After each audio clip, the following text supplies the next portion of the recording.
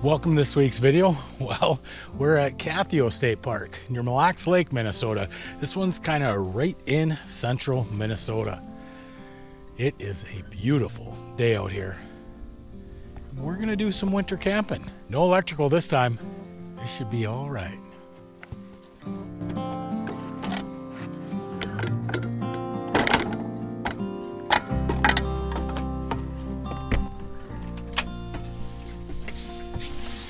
Today I thought I'd answer a few questions for you guys. I get a lot of comments down below.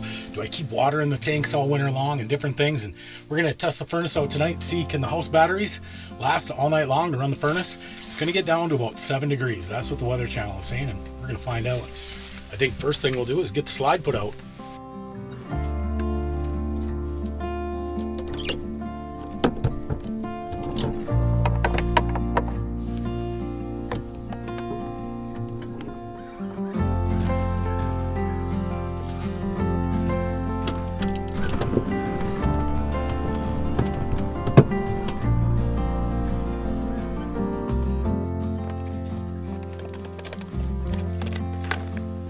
We won't be needing this guy.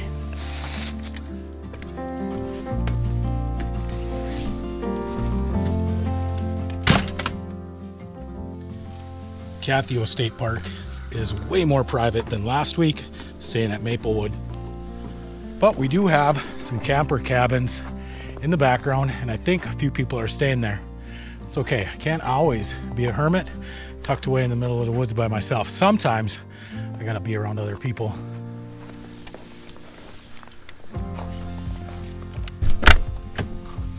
I'm thinking maybe the first thing that we should do is get the campsite set up. I was thinking about maybe starting the fire now. It's 35 degrees, 3 o'clock. I was thinking about making a steak over the campfire tonight. I thought that would taste awesome. And maybe even go for a bike ride this afternoon. Oh, life is good. How cool is that? A vault toilet right off my campsite. You guys can probably see the camper cabins back there. And one of them has a vehicle, which is totally fine. Take that back, 2 of them have vehicles. Totally fine.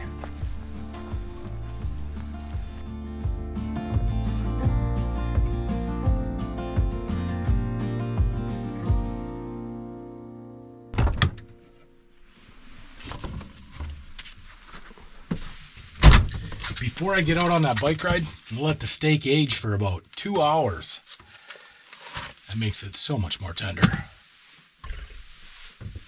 The reservation fees, dinner, all completely paid for by Bill and Richard.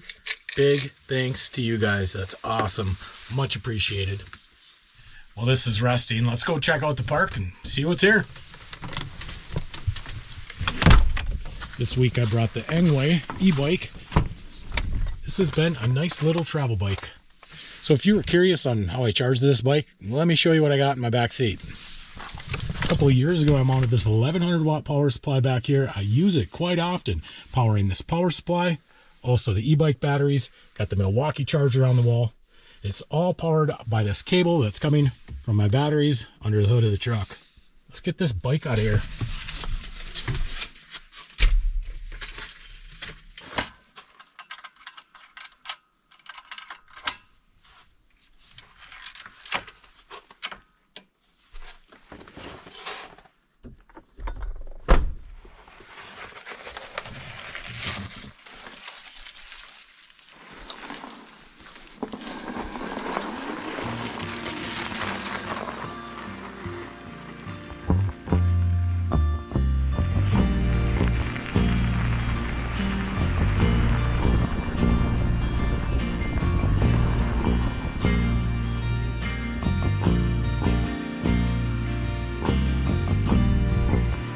Leave it all behind. Let it all go. It's not worth it anymore. You can't convince them to change their minds. I've got a little story that I'm going to share with you guys quick. Prior to coming in here, I saw that there was one other campsite that was reserved, but it was on a different loop and it had electrical in that loop. There was 4 sites available over there. I'm in a non-electric site. There's 2 sites available on the loop I'm on. A little closer to the camper cabins than I thought I was going to be. That's okay. I thought, well, why not go check out the other loop where one spot's already reserved and just see what it looks like for in the future if no one's at that site.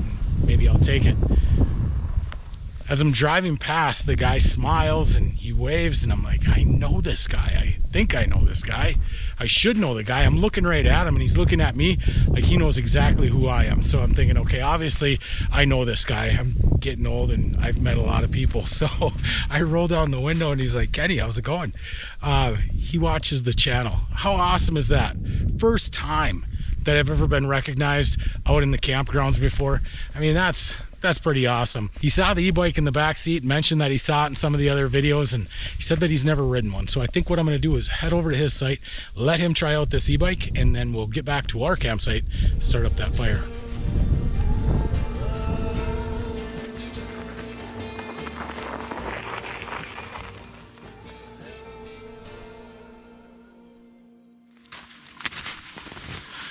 Went out on that bike ride, and that sun is going down quick. Wow. So we're gonna get the fire going, gonna build up some coals. We're gonna put that steak on there. It's gonna be awesome. The bike ride was fantastic. I stopped by that viewer and gave him a chance to ride the bike. He absolutely loved it. Aaron, super cool guy. I'm telling you what, it's like between the emails that I've got this week and then the donations to the channel and meeting Aaron, it's like my faith in humanity is getting restored more and more and more with this channel. I mean, it's just amazing. I gotta thank you guys for that. All right, back to the camper. So I got 7 o'clock right now, and it's probably going to be about 8 o'clock before I can put the stakes on. So I'll get the fire started, and then we'll come back in here and talk about winter camping a little bit. What I do with the camper. Do I keep water inside here? What do I do for the bathroom? We'll go over all of that stuff while we wait for the fire to get ready for the steak.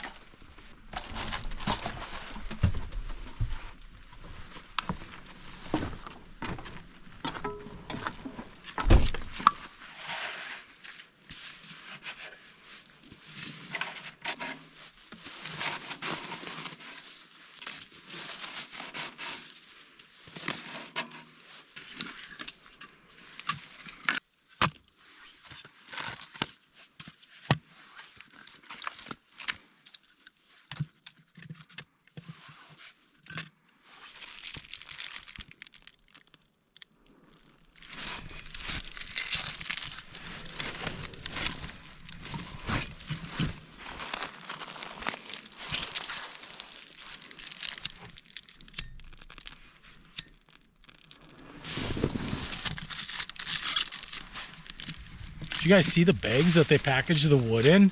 These are awesome. I'm gonna keep this for the next time I go mushroom hunting.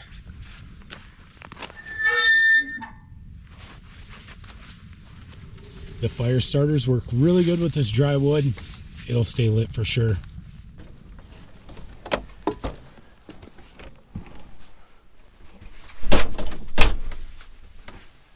Oh, 29 degrees and look at that. Winter storm warning. What's new? It's Minnesota. We always are in a winter storm warning. So let's talk a little bit about the camper. So probably the most asked question is, do I keep water in the camper all winter long? And the answer is no, I don't. Come about middle of December, when the temperatures start getting really cold, I'll drain the freshwater tanks. And the reason why I do that is because it would just cost too much money to keep the heat on all week while I'm at work. It wouldn't pay. But that doesn't mean that it can't be done. If you want to stick the money into the electricity and the propane to keep this camper nice and warm all winter long, it could absolutely be done. Maybe in a different climate, a little further down south, it could be done. But here, December, January, February, especially January and February, we're seeing high temperatures of 10 below zero, 15 below zero. We'll get down to 35, 40 below zero at night. It would cost a lot of money to keep a ceramic heater in the basement constantly blowing to make sure that those water tanks don't freeze up. Last winter, I kept water in the tanks almost up to January. We had a little bit warmer of a winter.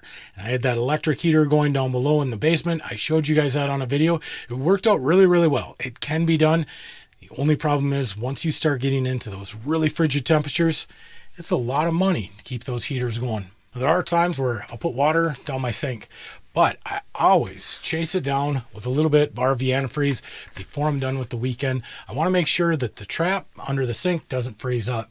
And it's also a really good idea too, something that I do is that every time I get home, make sure that I drain out anything that I put into that tank. I don't want the dump valve freezing up, causing me problems. The last thing that I want to do is have to take apart that whole mess. No thank you. As far as the dishes go, I took a tip from all the van lifers on YouTube: power spray and a water bottle. If you get to it right away before the food gets a chance to get crusty on the dishes, that cleans it up real quick. Now, as far as the bathroom, and I do use the toilet, but it's probably not what you think. You remember last winter I bought that little toilet from Walmart, and you could buy individual bags for it, put it in there, do your business in the bag, secure it all up, and then when I get back home I would just toss it in the dumpster. What I found is that I can do the same thing with this toilet and a Walmart bag. Let me show you what I'm talking about. Okay, so we're talking about number 2 here. What I do is take a bag, I line it with a paper towel, then I put that in the toilet seat. Then you can do your business in there, tie it up. Same thing as those fancy bags you can buy at Walmart, and they all go in the dumpster at my house. Pretty simple. Let's talk about heaters. This little electric heater right here does an awesome job of keeping the camper warm even when it gets 20 below zero outside, as long as there's not a lot of wind. If there is, the wind can come up under the slide. When I put the slide in, I've got those 2 little doors by the wheel wells, and those doors can let in a lot of cold air as well. On those nights, I'll turn the propane furnace on, because the propane furnace, no matter what the temperature is outside, and I've been out here 35 below zero, I can still stay 65, 70 degrees in the camper, no problem at all. Another good tip that I'll give you guys for keeping your camper nice and warm in the winter is using curtains on your windows or even the Reflectex. You guys that watch my channel have seen me pull those things out of the windows in the mornings many times. Tonight, it's nice and warm out. I mean, single digits, I'm not going to put it up. I'm going to wake up tomorrow and I'm going to see that sunshine coming in through these windows. I just keep them right under the bed. These guys right here, those coals have got to be close to being ready. We got to go get the steak on.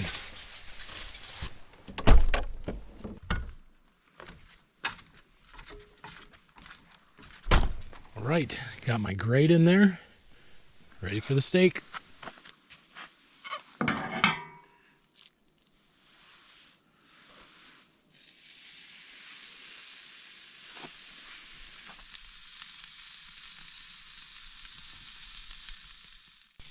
Fire is nice and warm. It smells absolutely amazing. Well, I don't think this fire is as hot as the grill, and normally I cook the steak at about 500 degrees for 3 minutes per side. I'm going to bet that this is probably going to take closer to 5 minutes per side, maybe 6. I guess we'll find out. The way that I tell if my steaks are done is I just kind of give them a little bit of a feel test, and they need to be nice and soft. When you pick them up, you almost want them to fall apart. That is perfect.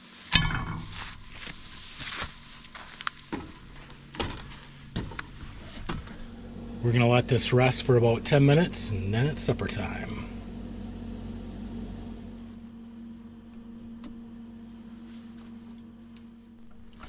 First cut, let's see what it looks like. Look at that. That is perfect. You guys have probably heard me say before that I'm not a huge fan of the smell of campfire on my clothes, and I bring it into the bed, which reminds me I've got to wash my bedding. But the steaks took on some of that smoky flavor, and it's just wonderful. I'm finished with supper and we got the camper cleaned up. Times like these, I absolutely love being in here. But tonight, I've got to get a little bit of editing done. might snow tomorrow. They're talking about it. If that's the case, I'm going to be out plowing. I'm not going to have time to edit the video. So we'll see what I can get done tonight, because this video is getting out Tuesday. And I'll see you guys in the morning. Winter storm watch remains in effect from Sunday evening through Monday afternoon. Heavy mixed precipitation possible. Total snow accumulations of 3 to 7 inches tonight. Accumulations of a light glaze possible. Winds could gust as high as 40 miles per hour. Travel could be very difficult. Heavy snow could significantly reduce visibility. The hazardous conditions could impact the morning and evening commute. Monitor the latest forecasts for updates on this situation.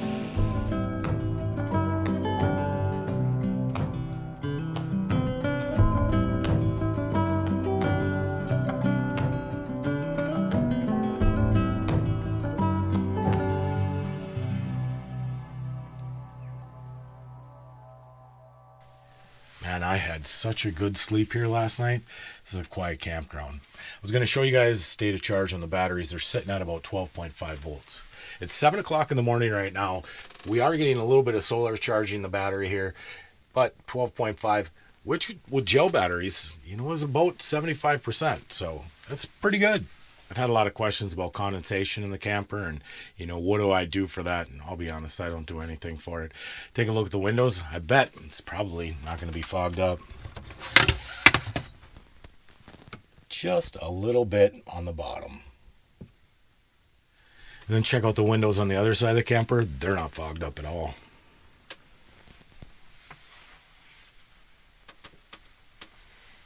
I think the reason why I don't have a lot of condensation in here is because the vent over the bed, well, it's always cracked open a little bit. See, I broke the turn knob to close the vent hood down a couple of years ago, replaced it with the spare parts that I had just laying around from old campers that I've had throughout the years. So now the lid doesn't completely close.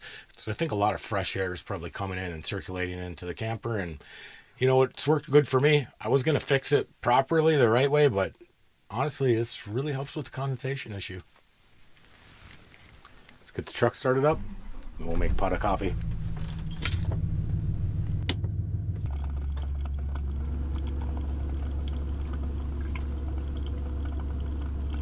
So while we wait for coffee, I'll answer another question that you guys had, and that's, what do I do when kind of the downtime, just chilling out in the camper? I think I mentioned this before. One of the things that I like to do is I clean inside the camper a lot. I'll wipe down the walls starting at the top all the way down. One of the main reasons why is because in this old camper, if I'm constantly touching every square inch of it, I'm going to find if it's leaking, if I've got any damage, if any walls are getting soft, and I'll recognize that right away. So a tip from me just on preventative maintenance for your camper is keep it clean, scrubbing the walls, because you're going to find soft spots, damp spots, if you're constantly touching every square inch of that camper. I'm going to have a coffee.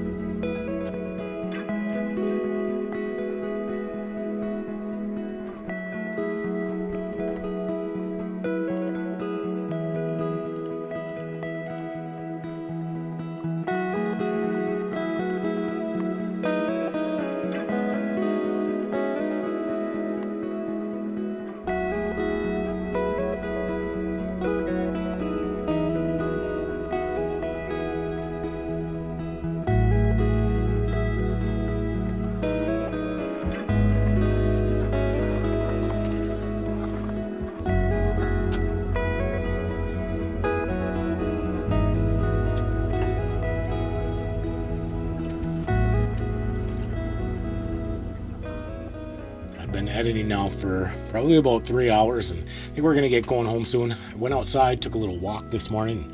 It's a really, really nice park. My first time here, and I think I'll probably be back. We'll check out some of the other sites on that loop. Is that a Larry? I'm gonna be out of battery juice, and I'm not gonna be able to do it anymore, and I'll have to go home. So we're gonna start cleaning up pretty soon.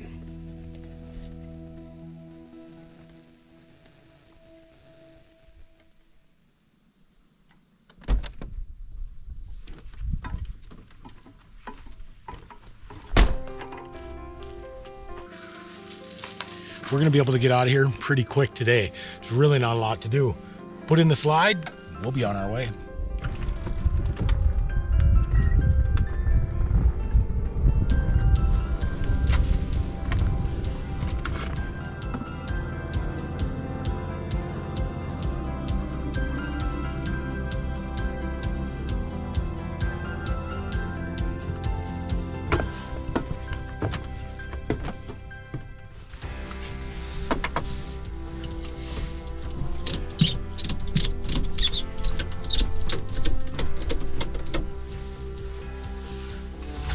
Can't forget the most important part of the morning.